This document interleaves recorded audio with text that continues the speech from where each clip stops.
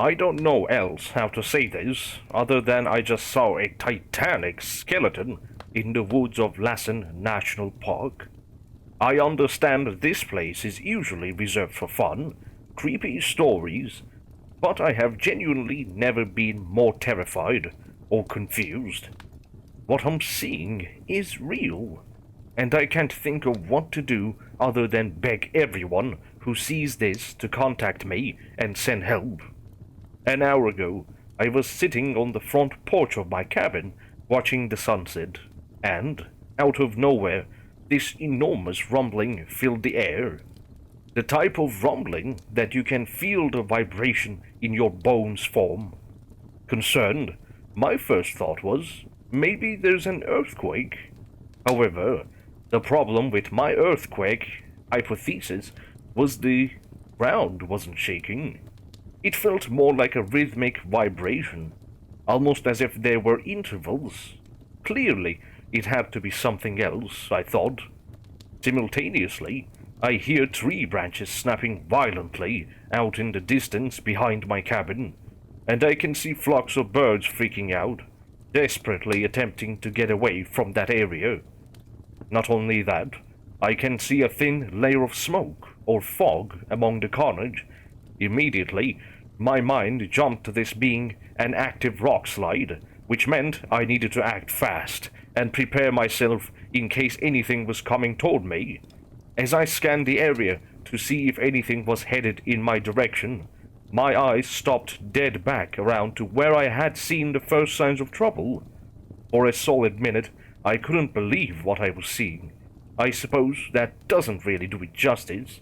It was more like my brain completely denied the reality of what I was literally staring at.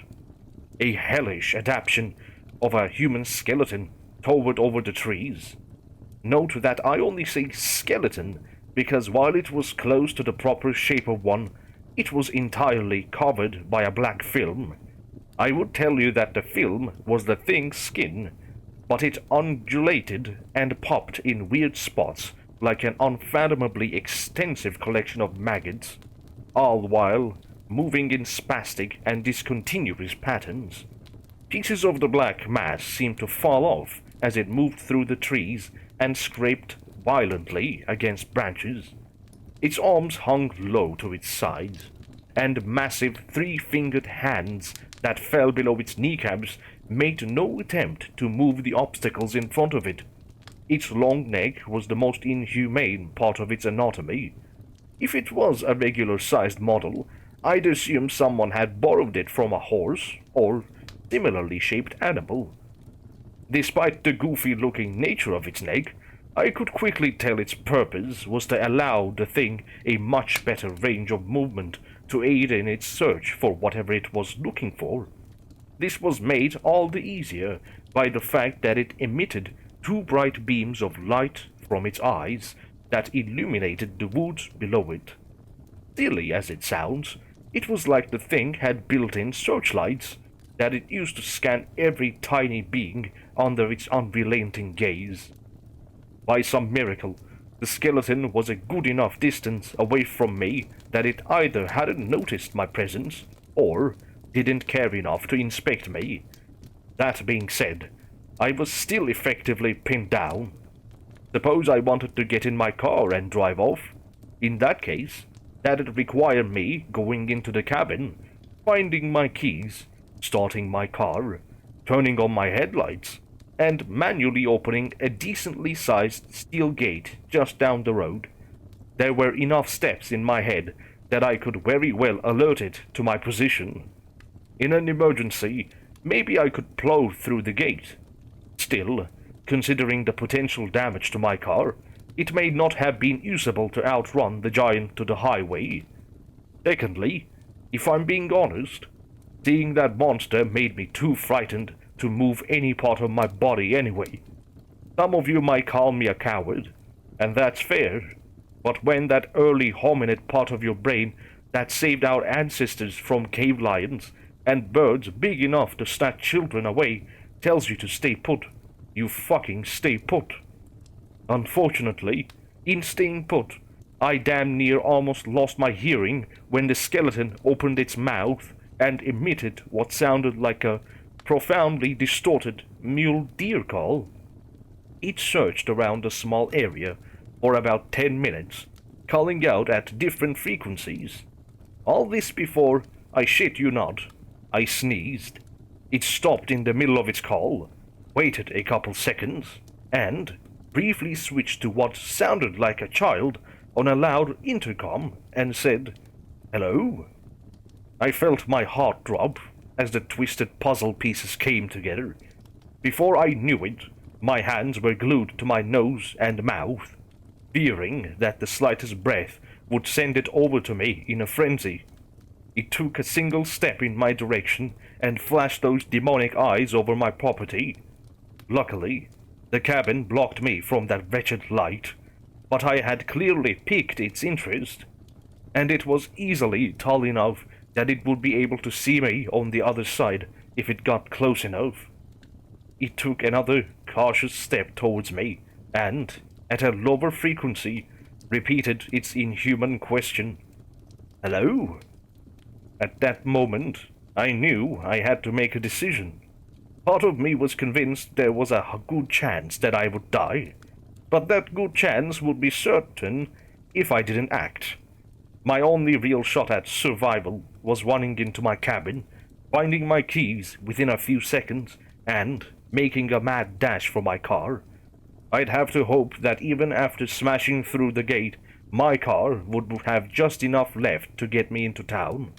It was a poor gamble, and all in all, I'd be giving up the one safety net I had in allowing it to know exactly where I was. Still, anything had to be better than the thing tiptoeing its way here, seeing me anyway and turning me into a paste in its maggot-filled throat. Fighting every urge to run into the woods and hide under a rock, I summoned the mental energy to prepare for what was coming next. Cursing myself in my mind, I slowly and quietly turned towards the door to begin a race for my life. But just as I had done so, I heard a groan in the distance. To my surprise, it sounded like that of an actual mule deer. The skeleton must have picked up on the noise at the same time. Its long neck immediately snapped in the direction of the sound. Its wretched searchlight eyes began flashing rapidly, and, in the sloppy manner of a starving animal, it began to tear through the trees toward the noise, as if the prey it was silently stalking just moments ago never even existed. I took the opportunity to bolt back inside my cabin, grab my keys, and hide under my bed with my phone, a rifle, and a pillow to stifle even my most shallow breaths. It's been about an hour since it left, and I haven't heard anything from outside, but I'm too afraid to go out and check. I'm leaving as soon as the sun rises, but for now, I feel as trapped as I did when I was in the open.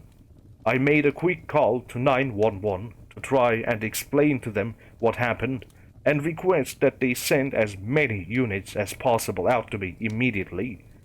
But as expected, they essentially thought I was on drugs and suggested that whatever I saw couldn't hurt me and just sleep it off.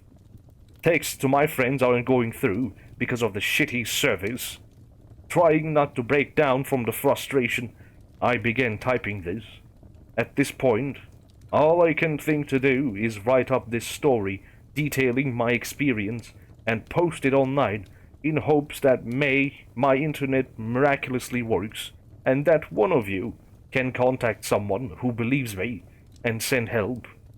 Or, in case it kills me, keep a final testament to my last few hours on Earth.